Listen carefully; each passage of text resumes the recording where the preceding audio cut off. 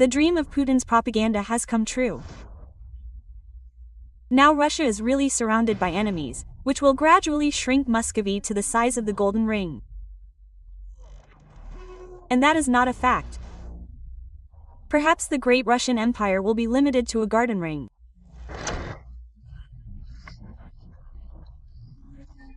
For the Kaliningrad region, the loss of population is a geopolitical problem, because our region is an exclave surrounded, including by states that are not friendly towards Russia.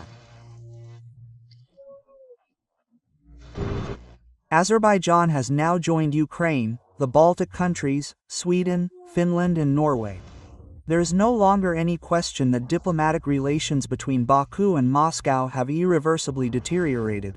Today, a military confrontation between two countries, or rather one country against a quasi-empire, is being seriously considered. There is no way we can seriously influence Azerbaijan now, tied up in a long-term war in Ukraine, which was supposed to be fleeting.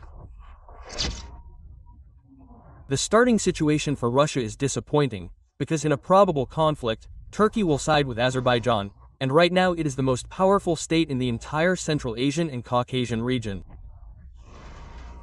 Erdogan managed to do what Putin was trying so hard to achieve: to create a strong state that is respected by neighbors and enemies. Glory to Ukraine, glory.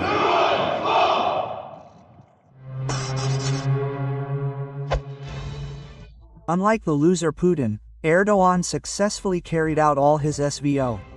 He helped Azerbaijan liberate Karabakh and remove the pro-Moscow Syrian regime of Assad, thereby personally humiliating the pale moth and showing it its place near the wooden Russian staple. The rapid advance can be explained by the large scale of the attacking forces and the means used, as well as significant fire support from the Turkish occupation forces. According to Ukrainian intelligence, on December 2nd, Russian military diplomats began to leave the Syrian capital Damascus in an emergency. Erdogan also shot down Russian planes as a preventive measure, to which the great geostrategist and outplayer of all heroically responded by banning Turkish tomatoes. This is some kind of shame. While Russia is bleeding and whining in Ukraine, Turkey is only gaining international weight and strength. A historic event took place the other day. Ankara made peace with the Kurds. Before that, the country had been in a smoldering civil war for 40 years.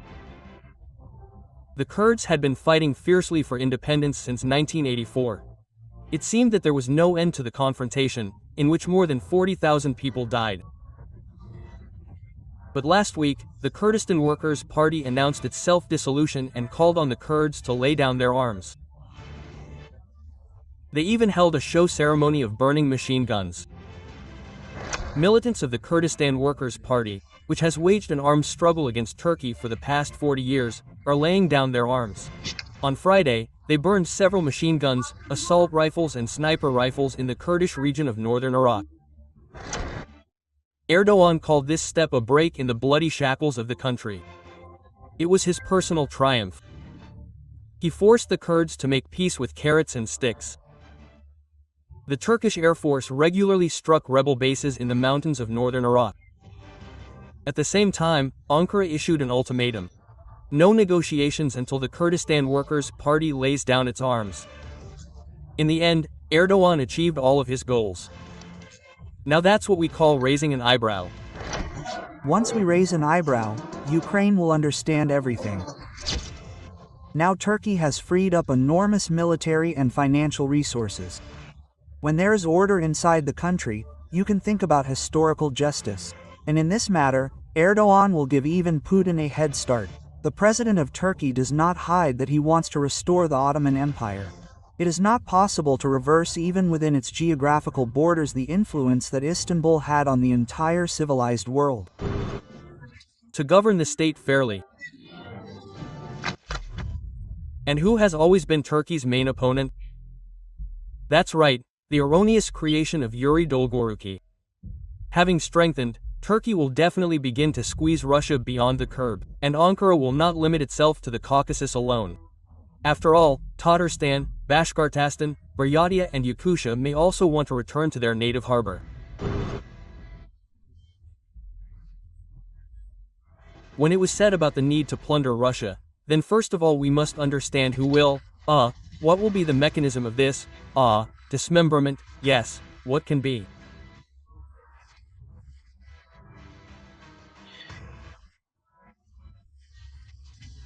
And here the Uranus project, it seems to emerge in the form of this very cleaver, which can be used to strike a bar or a log and split it, as is known. Azerbaijan can become Turkey's partner in the issue of de-Russification of the region. In the swamps, they are already creaking under their armpits and shooting at NATO in panic, because Azerbaijan is preparing to host a Turkish military base, in other words, a NATO base, because Turkey is a member of the alliance with the second most powerful army after the United States. The East is a delicate matter. The Kremlin was fighting against non-existent NATO bases in Ukraine and got so carried away with media assaults that they did not notice how NATO crept up unnoticed. This base will become the largest in the region. Even Ronald Reagan did not dream of such a thing, that in the very zone of Moscow's influence a blue flag with a wind rose would rise. Although it is already indecent to talk about some kind of zone of influence of Russia. To paraphrase one Botoxed pseudo-classicist, Moscow's zone of influence ends where the foot of a NATO soldier has stepped. Well, you know, we have such an old it's not a saying, not a parable, but an old rule. Where the foot of a Russian soldier steps, that's ours. Of course, of course, of course. The decision to create the base has practically been made, which means that Turkey will have a springboard for further expansion into Russia, or rather, for the liberation of the enslaved Turkic peoples. Independence will allow us to breathe new life into our culture, make it interesting to the whole world, and not an object of ridicule for Moscow colonists. They are, even considering the option of handing over the new base to the Pakistani Air Force. And this, mind you, is a nuclear power. And the main enemy of one of the most important economic allies of Russia and India. This is not even a knife in the back, it is a blow to the groin with a shovel. Successful results of the NVO. The border with NATO has increased not only in the north by 100 kilometers, but now also on the Caspian. At this rate, a NATO base will soon appear in Novogorovo. Well, what is this? Have you completely lost your minds? You know, the Peace talks between Armenia and Azerbaijan have hit Moscow and Putin even harder personally. As Theus writes, the peace agreement between these countries opens a transport route linking China and Europe bypassing Russia. Armenia waved goodbye to Moscow and began to approach the EU and Turkey at cosmic speeds. And the opening of the Armenian-Turkish border is the death of Russian policy in the region. Pin. In order to save the image of a dwarf Führer and preserve its waning influence, the Kremlin may decide on military aggression against the Caucasian states. Baku in 3 days, and so on. With all due respect to Azerbaijan, its history and tradition, if Russia, for a second, raises an eyebrow, then we are the third trading partner of Azerbaijan. Or, considering the 300 kilometers of border and reading what they allow themselves, and watching how they allow themselves to say on central television, wish to fight. I am sure that no sane person with a quick memory, living in the territory of Azerbaijan, would come to such stupidity. But Moscow has no chance of winning. The Lapton-legged ones won't be able to handle a second front against Azerbaijan, Armenia and Turkey, especially since Ukraine will gladly share its combat experience and technology.